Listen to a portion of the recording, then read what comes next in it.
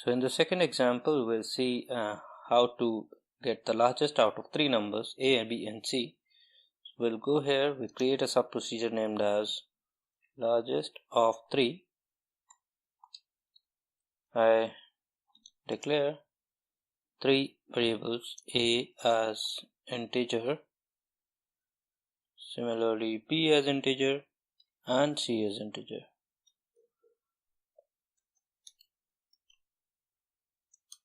Right, so I've declared 3 variables, all 3 are integers. Now I take the input from user, a equals input box, enter first number, same I do for other two,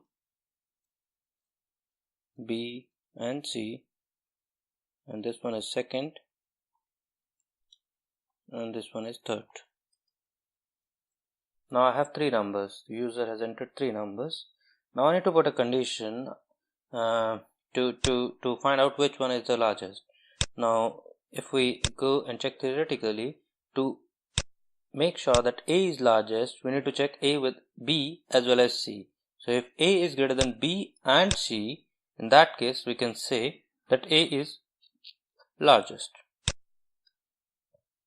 Okay, so one way is simply if we can put a condition like if a is greater than b and a is greater than c, then simply put here message box a is largest,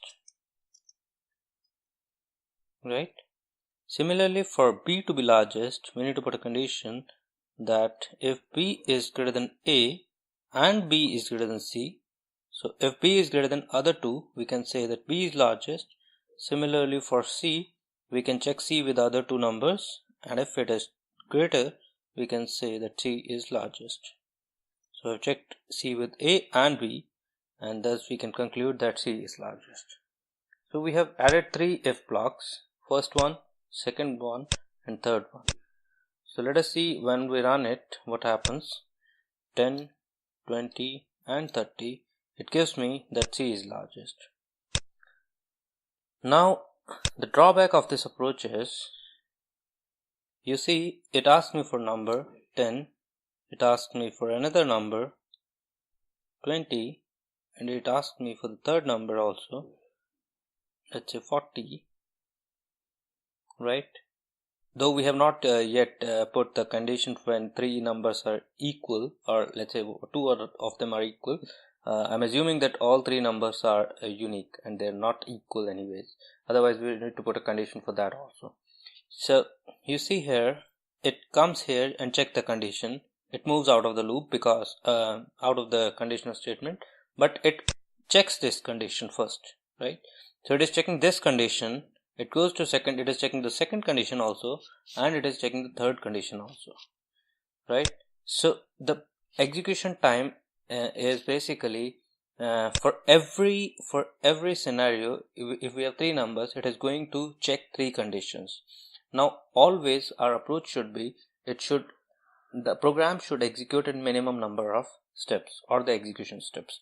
You can see here it is always checking 3 conditions, and obviously it will be entering one of these if the 3 numbers are unique. So let us see how we can minimize the number of executions. You can see if a is greatest, let's say if a was 50, b was 40 and this was 30, even in that case, if we get the result here that a is largest, it will still go to the second block and the third block to check the conditions. Ideally it should not check for these 2 conditions if this block is true. Similarly, if this is true, it should not check the third block. So that is the reason we need to do it some other way. Like we can do like if a is greater than b, then, so I'm using an else block now. So if a is greater than b, then make sure to check another thing, that if a is also greater than c,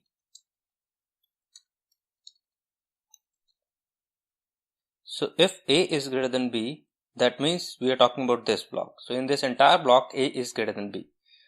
And inside the sub block, this block, A is also greater than C. So that means when we talk about this state, this one, that means here A is greater than B as well as A is greater than C. So that's why we can clearly say that A is largest, right? But what if it comes to the else block of it? If we come to the else block of it, the conditions would be A is greater than B, because A is greater than B is for this entire block from here till here, right? So A is greater than B is true, and the second condition is here, since it is moving to the else block, that's why this condition is not true. So if A is not greater than C, that means C is greater than A. So these are the two conditions. So if we try to evaluate if A is greater than B and C is greater than A, so we can clearly say that C is greater than A greater than B, right? So we can say that C is largest.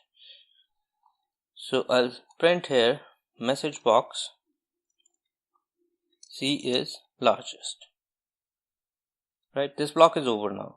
Let's move to the else block. Now what if A is not greater than B? So in that case it will come to the second block, this block. So if A is not greater than B, that means B is greater than A. So if B is greater than A, we need to check B with the other variable also. So I add a condition here. If B is greater than C also, then what should happen? So if B is greater than A in this block and B is greater than C in this block, that means B is greater than both of the variables. So we can clearly say that B is largest. But if we talk about this block, since B was greater in this entire block, right? So we have two conditions here, B greater than A, and the second condition is from this block, the condition is B greater than C. So if B greater than C is for this block, that means this is not true for the second block, which means C is greater than B for this block. So C greater than B here. Now if B greater than A and C greater than B, we can easily say that C greater than B, which is greater than A. That means C is largest.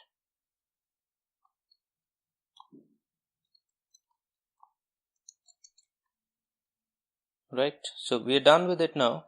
Now you see, let's say we have A, B and C. Now how this complicated thing, but because the earlier approach that we were written was very easy to write, but we have now complicated things. We have more if and else blocks.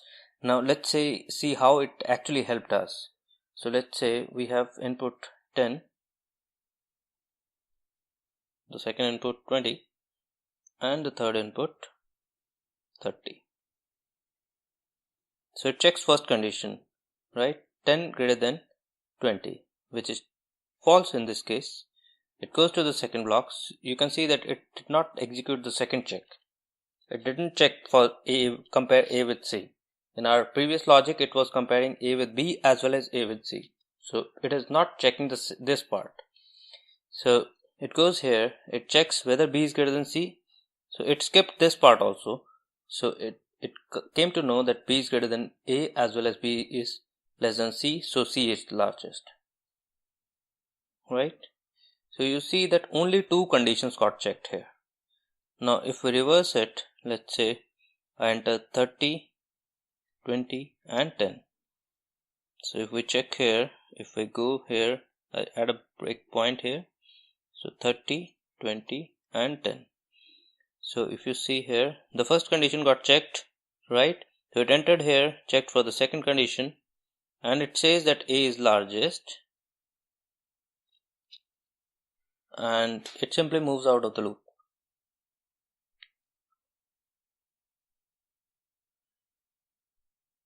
Right? You can see that it is not checking any other condition. So only two conditions were checked. But in our previous example, we have AND logic. So there were two conditions in one if block. That's why there were 6 conditions which were getting checked every time. But in this approach, only two conditions are getting checked every time. So that's why it is optimized approach.